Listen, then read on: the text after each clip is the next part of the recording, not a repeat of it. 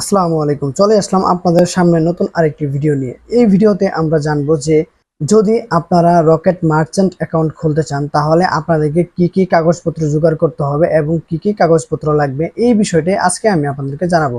তাহলে চলুন শুরু করা যাক আজকের ভিডিও। এর আগের ভিডিওতে আলোচনা করা হয়েছে রকেট মার্চেন্ট অ্যাকাউন্টের সুবিধাসমূহ নিয়ে। সো চলুন শুরু করি। প্রথমত আপনার যেটা লাগবে সেটা হচ্ছে আপনার জাতীয় পরিচয়পত্র অথবা আপনার জন্ম নিবন্ধন অথবা ড্রাইভিং লাইসেন্স অথবা পাসপোর্ট। সো এই চারটা জিনিসের থেকে যে কোনো একটা আপনার লাগবে। আপনার জাতীয় পরিচয়পত্র হলে আর কোনো কিছু প্রয়োজন নেই, জাতীয় পরিচয়পত্র হলেই চলবে, অথবা জন্ম নিবন্ধন অথবা ড্রাইভিং লাইসেন্স অথবা আপনার পাসপোর্ট।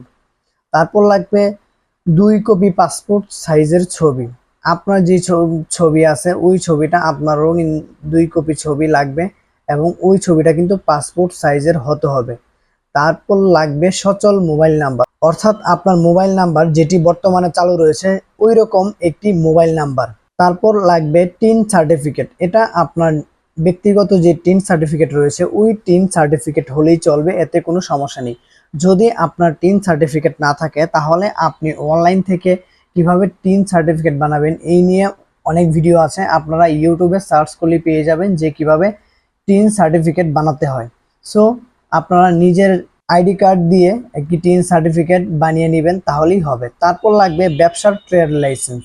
সো আপনি যদি মার্চেন্ট অ্যাকাউন্ট খোলেন তাহলে কিন্তু আপনাকে ব্যবসার জন্য কিন্তু এই যে অ্যাকাউন্টটা আছে এই অ্যাকাউন্টটা আপনাকে দেওয়া হবে। সো এই জন্য কিন্তু আপনাকে ব্যবসার ট্রেড লাইসেন্স থাকতে হবে, মানে আপনার যে ব্যবসাটা রয়েছে ওই ব্যবসার ট্রেড লাইসেন্স কিন্তু অবশ্যই থাকতে হবে। যদি আপনি পৌর শহরে ব্যবসা করে থাকেন তাহলে পৌরসভা কর্তৃক ট্রেড লাইসেন্স, যদি আপনি ইউনিয়নে থাকেন তাহলে ইউনিয়ন পরিষদ কর্তৃক ট্রেড লাইসেন্স, যদি আপনারা সিটি কর্পোরেশনে থাকেন তাহলে সিটি কর্পোরেশন কর্তৃক ট্রেড লাইসেন্স।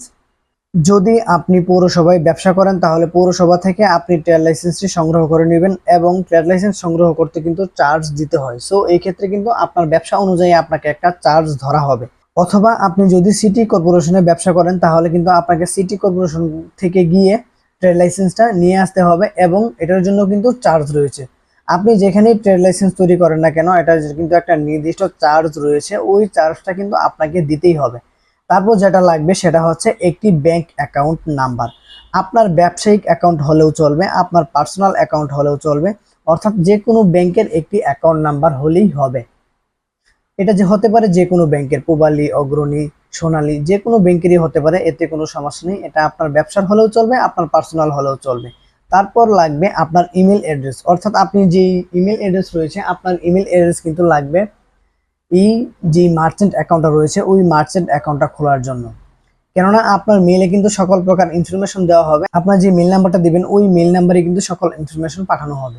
সো আপনি যদি রকেট মার্চেন্ট অ্যাকাউন্ট খুলতে চান তাহলে এই যে বিষয়গুলো আমি আপনাদেরকে বললাম এই সকল কাগজপত্র কিন্তু আপনাকে সংগ্রহ করতে হবে, বা এই সকল কাগজপত্র কিন্তু আপনার কাছে থাকতে হবে। যদি আপনার কাছে এই সকল কাগজপত্র না থাকে তাহলে কিন্তু আপনি কখনোই রকেট মার্চেন্ট অ্যাকাউন্ট খুলতে পারবেন না।